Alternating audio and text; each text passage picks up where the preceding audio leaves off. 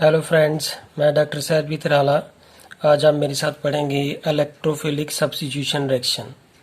So what is electrophilic substitution reaction? The substitution reaction which is brought about by electrophile are called the electrophilic substitution reaction. तो सबसे पहले हम इसके बीच में जो एग्जाम्पल है वो देख लेते हैं कौन सी बनती है इलेक्ट्रोफिलिक सब्स्टिट्यूशन रिएक्शन की। This is benzene when we add here nitric acid and sulfuric acid concentrated. So this is concentrated sulfuric acid and concentrated nitric acid. So what we will get here, we will get nitrobenzene. So this is a kind of the electrophilic substitution reaction which is brought about by the electrophile. Now we have to study the mechanism of this reaction, electrophilic substitution reaction. So let's start the mechanism. You know that this is the benzene here and this is the nitrobenzene.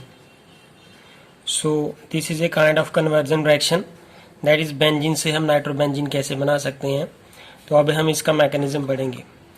So this is a reactant। अगर हम ये देख लिया जाए तो ये reactant है, ये product है और these are called the reagent। और हमारे पास जो रिएजेंट है वो दोनों क्या है, acid, that is nitric acid and the sulphuric acid.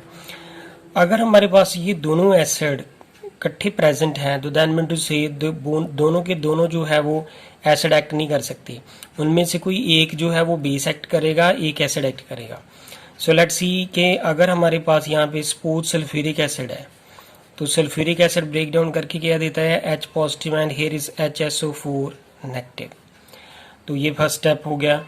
अब दूसरा स्टेप देखें कि अगर ये नाइट्रिक एसिड है तो मैंने क्या किया, ये सल्फ्यूरिक एसिड का H पॉजिटिव यहाँ पे लिख दिया है और इसके बीच में हम क्या डालते हैं, HONO2, यानी कि यहाँ पे ये नाइट्रिक एसिड जो है HNO3 उसको मैंने ऐसे लिख लिया, हियर इज HNO3, ये 2 है और ये 3 हो गया।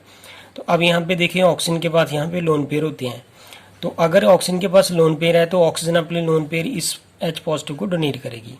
तो इस से हमें ये पता चलता है कि अगर ऑक्सीजन यहाँ पे लोन पेयर डोनेट कर रही है तो ऑक्सीजन किसकी है, नाइट्रिक एसिड की।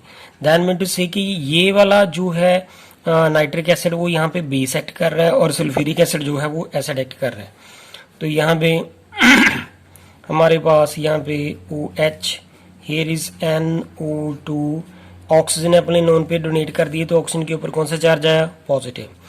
यू नो दैट यहाँ पे ऑक्सीजन जो है वो अगर इलेक्ट्रोनेगेटिव है तो that's do not acquire the positive. तो अगर ये इलेक्ट्रॉन पॉजिटिव चार्ज नहीं एक्वायर करती तो therefore it withdraw the electron density toward itself from here. तो we will get what here, this is NO2 positive and here is H2O that is called water. इसको हम क्या कहते हैं, generation of electrophile. अब हमारा जो थर्ड स्टेप है इलेक्ट्रोफिलिक सब्स्टिट्यूशन रिएक्शन का वो देखें क्या है।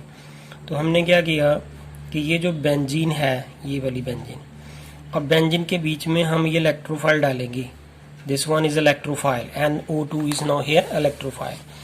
तो बेंजीन जो है वो एक इलेक्ट्रॉन रिच स्पीसीज है।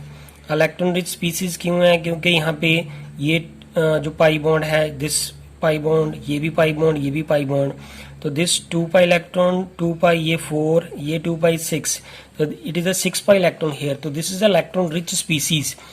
तो इनमें से यहाँ पे 3 बॉन्ड है बेंजीन के, 1 2 3, तो तीनों की इक्वल प्रोबेबिलिटी है इलेक्ट्रोफाइल को अप्रोच करने की। तो अगर यहाँ पे ये वाला बॉन्ड जो है अगर पाई है तो मैंने क्या किया कि ये वाला बॉन्ड अगर सपोज इस इलेक्ट्रोफाइल को अप्रोच करता है तो यहाँ पे देखें कि ये वाला जो बॉन्ड है वो इस कार्बन से ब्रेक कर गया, तो और ये वाला जो है इलेक्ट्रोफाइल इस कार्बन के आके साथ जुड़ जाएगा। तो यहाँ पे ये देखें कि what happen here, it will become here is HNO2, और ये वाला बॉन्ड जब इस कार्बन से ब्रेक करेगा तो इस कार्बन के ऊपर कौन सा चार्ज आएगा, पॉजिटिव। अदर बॉन्ड जो है वो SH के SH ही रहेंगे। तो ये हमारा जो है इसको हम क्या कहते हैं, सिग्मा कॉम्प्लेक्स फॉर्मेशन।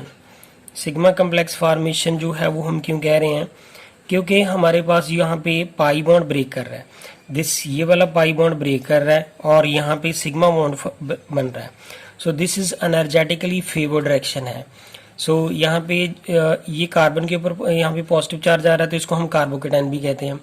आगे ये जो है आगे रेजोनेंस स्टेबलाइज भी है। अब अगर हम इसकी रेजोनेटिंग स्ट्रक्चर ड्रा करना चाहें तो वो कर सकते हैं।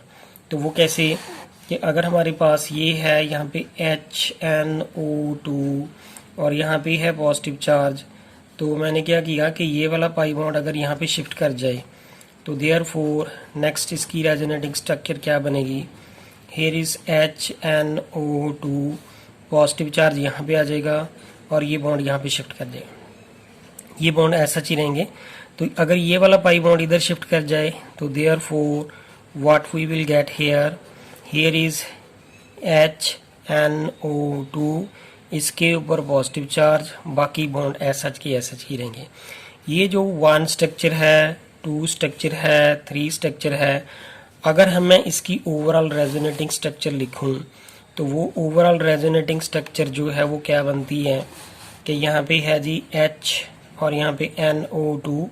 देखिए यहाँ पे जो पॉजिटिव चार्ज है वो इस कार्बन से स्टार्ट हुआ था, देन यहाँ से मूव करता हुआ यहाँ पे आ गया इस स्ट्रक्चर तक। देखिए तो यहाँ पे मैंने पॉजिटिव चार्ज जो है यहाँ पे डॉटेड इंडिकेट किया है कि पॉजिटिव चार्ज इस कार्बन से स्टार्ट होकर यहाँ पे आके एंड हो गया, जो इसकी रेजोनेटिंग स्ट्रक्चर हमने बनाई है। इसके बाद जो है जो हमारा लास्ट स्टेप रह जाता है लॉस ऑफ प्रोटॉन। तो लॉस ऑफ प्रोटॉन में हमने जो पहला स्टेप ऊपर बताया था उसी से होगा कि ये जो ऊपर सिग्मा कम्प्लेक्स फॉर्मेशन में देखें ये वाला जो टॉपिक था ये वाले, इससे ही हम लॉस ऑफ प्रोटॉन शो करेंगे। सो यहाँ पे देखें HNO2 और इसके ऊपर अगर पॉजिटिव चार्ज है तो ये जो हाइड्रोजन है अपनी इलेक्ट्रोनेसिटी यहाँ पे डोनेट करेगा और खुद उसके ऊपर कौन सा चार्ज आएगा, पॉजिटिव। तो यहाँ पे ये जब इलेक्ट्रोनेसिटी डोनेट करेगा तो we will get here nitrobenzene और साथ में H पॉजिटिव निकल जाएगा। अब ये जो H पॉजिटिव है वो H पॉजिटिव जो है वो HSO4 नेगेटिव के साथ कंबाइन करके दोबारा से सल्फ्यूरिक एसिड बना लेता है। So this is called here electrophilic substitution reaction. तो थैंक यू फ्रेंड्स, अगर आपको मेरी वीडियो पसंद आए प्लीज़ इसे लाइक करें, सब्सक्राइब करें और मेरे चैनल को सब्सक्राइब करें और कमेंट्स करके बताएं। Thank you friends.